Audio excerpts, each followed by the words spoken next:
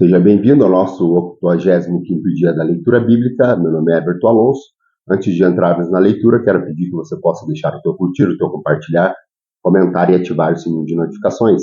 Hoje iremos ler Êxodo no capítulo 37, iremos até João no capítulo 16, retornaremos a Provérbios no capítulo 13 e, por fim, finalizaremos também a nossa leitura no livro de Efésios no capítulo 6, que é a última leitura da carta do apóstolo Paulo enviada aos irmãos em Éfeso. Aqui nós iremos ler no Êxodo 37 sobre a Arca da Aliança, também a mesa e os utensílios, também do candelabro de ouro e, por último, o altar do incensário.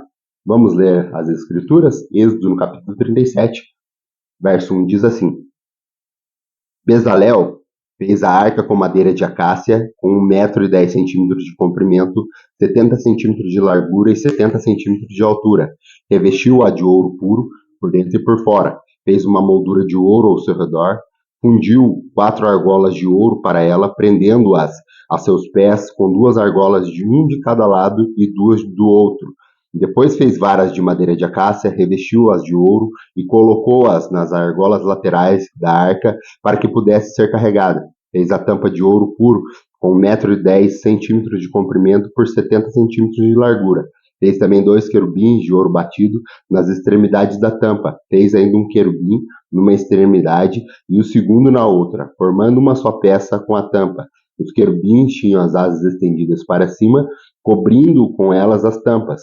Estavam de frente uma para o outro, com o rosto voltado para a tampa. Fez a mesa com a madeira de acácia de 90 centímetros de comprimento, 45 centímetros de largura e 70 centímetros de altura, revestindo-a de ouro puro, e fez uma madeira de ouro ao seu redor. Fez também ao seu redor uma borda com a largura de 4 dedos e uma moldura de ouro para essa borda. Fundiu 4 argolas de ouro para a mesa e prendeu-as nos 4 cantos, onde estavam os 4 pés. As argolas foram presas próxima da borda para que se sustentassem as varas usadas para carregar a mesa. Fez as varas para carregar a mesa de madeira de acácia revestidas de ouro. E de ouro puro fez os utensílios para a mesa, seus pratos e recipientes para o incenso, as tigelas e as bacias nos quais se derramavam as ofertas de bebida. Fez o candelabro de ouro puro e batido, o pedestal, a hastes, as taças, as flores e os botões formavam com ele uma peça só. 3 braços saíam do candelabro, 3 de um lado e 3 do outro.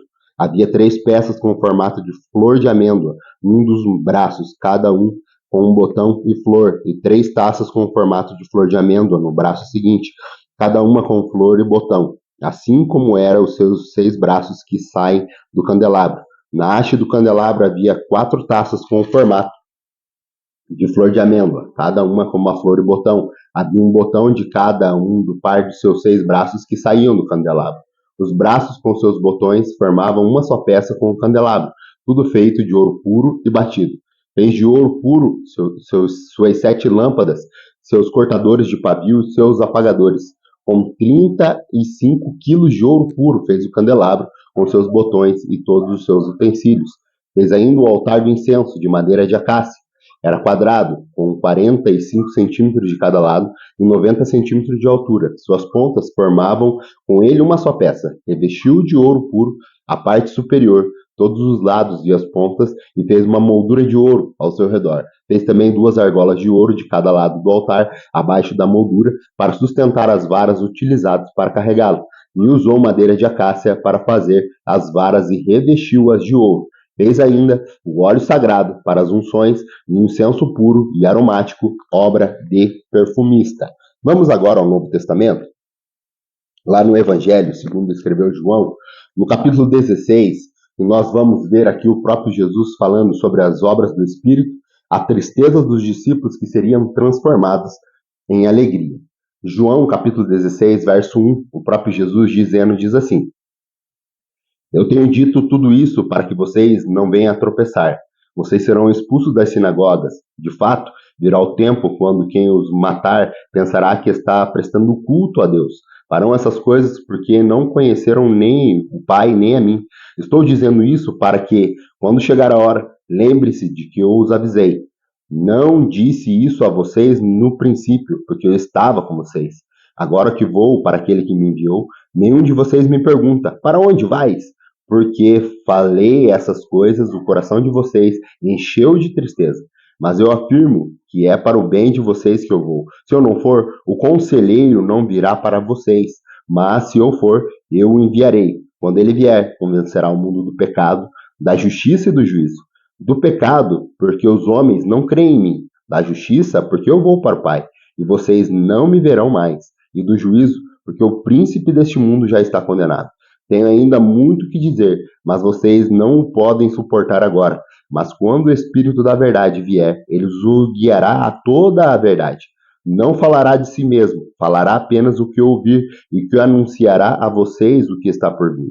Ele me glorificará, porque receberá do que é meu e o tornará conhecido a vocês. Tudo o que pertence ao Pai é meu, por isso eu disse que o Espírito receberá do que é meu e o tornará conhecido a vocês. Mais um pouco, e não já me verão. Um pouco mais, e me verão de novo. Alguns de seus discípulos disseram uns aos outros: o que ele quer dizer com isso? Mais um pouco e não me verão? E um pouco mais e me verão de novo? E por que vou para o Pai? E perguntavam: que quer dizer um pouco mais? Não entendemos o que ele está dizendo. Jesus percebeu que desejavam interrogá-lo a respeito disso, pelo que ele disse: vocês estão perguntando uns aos outros o que eu quis dizer quando falei, mais um pouco e não me verão, um pouco mais e me verão de novo.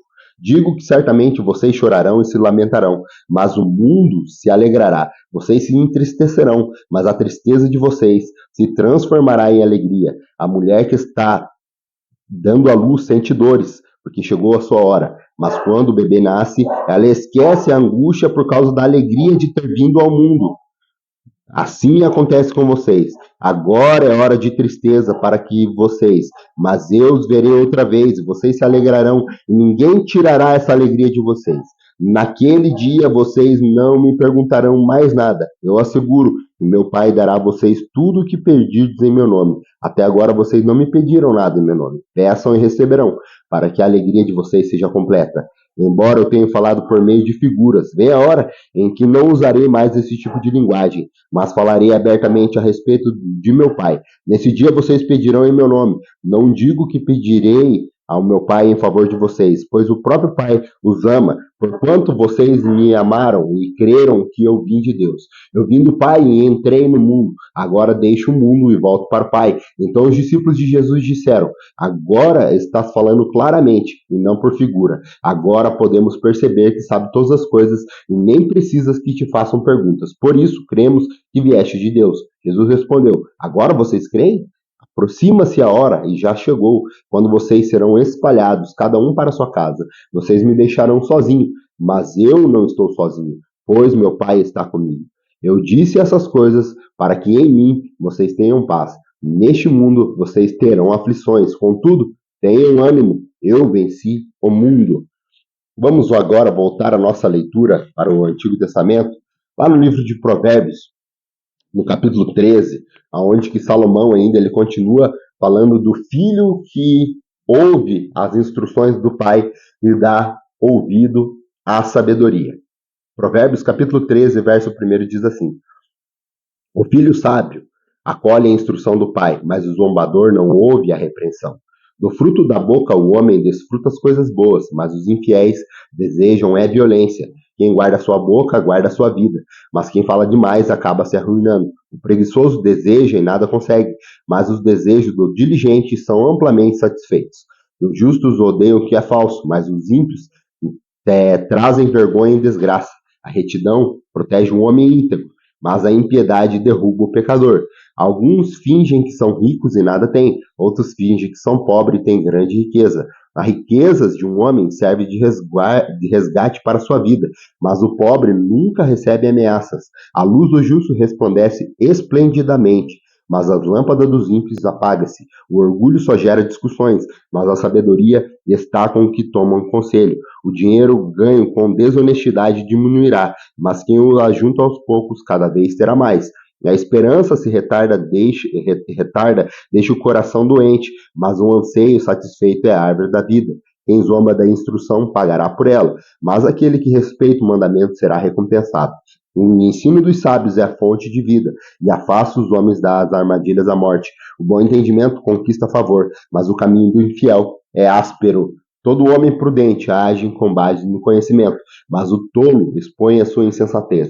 O mensageiro ímpio cai em dificuldade, mas o enviado digno de confiança traz a cura. Quem despreza a disciplina cai na pobreza e na vergonha, mas quem acolhe a repreensão recebe tratamento honroso. O anseio satisfeito agrada a alma, mas o tolo detesta afastar-se do mal. Aquele que anda com os sábios será cada vez mais sábio, mas o companheiro dos tolos acabará mal. O infortúnio persegue o pecador, mas a prosperidade é a recompensa dos justos. O homem bom deixa herança para os seus filhos de seus filhos, mas a riqueza do pecador é armazenada para os justos. A lavoura do pobre produz alimento com fartura, mas por falta de justiça ele o perde.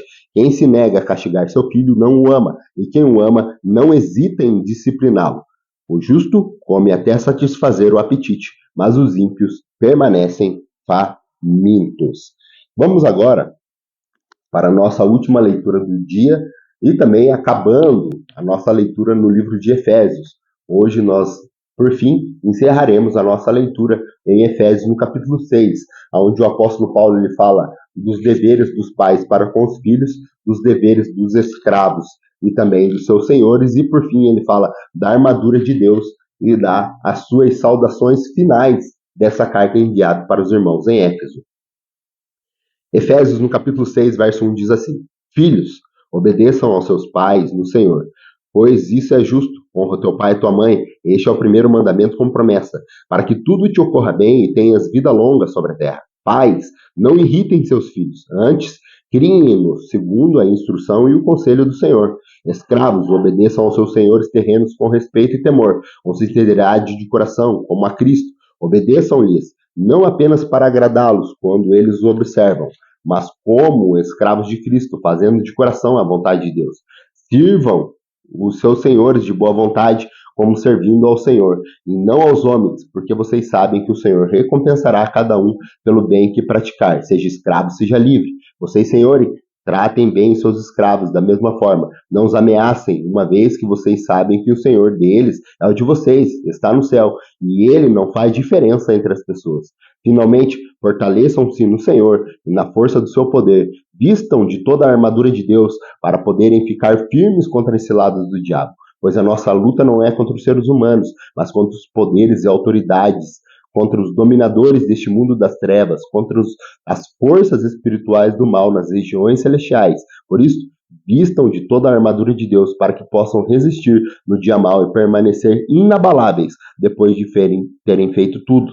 Assim, mantenham-se firmes, cingindo-se com o cinto da verdade, vestindo a couraça da justiça, tendo os pés calçados com a prontidão do evangelho da paz. Além disso, usem o escudo da fé, com o qual vocês poderão apagar todas as setas inflamadas do maligno. Usem o capacete da salvação e a espada do Espírito, que é a palavra de Deus. Orem no Espírito em todas as ocasiões, com toda oração e súplica. Tendo isso em mente, estejam atentos e perseverem na oração por todos os santos. Orem também por mim, para que quando eu falar, seja-me dado a mensagem, a fim de que, destemidamente, torne conhecido o mistério do Evangelho, pela qual sou embaixador, preso em correntes. Orem para que, permanecendo nele, eu fale com coragem, como me cumpre fazer. Tíquico, o irmão amado e fiel, servo do Senhor, informará tudo a vocês, para que também saibam qual é a minha situação e o que estou fazendo. Envio-os a vocês por essa mesma razão, para que saibam como estamos e para que ele os encoraje. Paz seja com os irmãos, de amor com fé da parte de Deus Pai e do Senhor Jesus Cristo. A graça seja com todos os que amam ao nosso Senhor Jesus Cristo com amor incorruptível. Muito obrigado pela tua companhia. Aguardo você amanhã para mais um dia da nossa leitura bíblica, se assim Deus nos permitir. Não esqueça de deixar o teu curtir, compartilhe com mais um amigo e deixe abaixo os teus comentários. Até amanhã, se assim Deus nos permitir.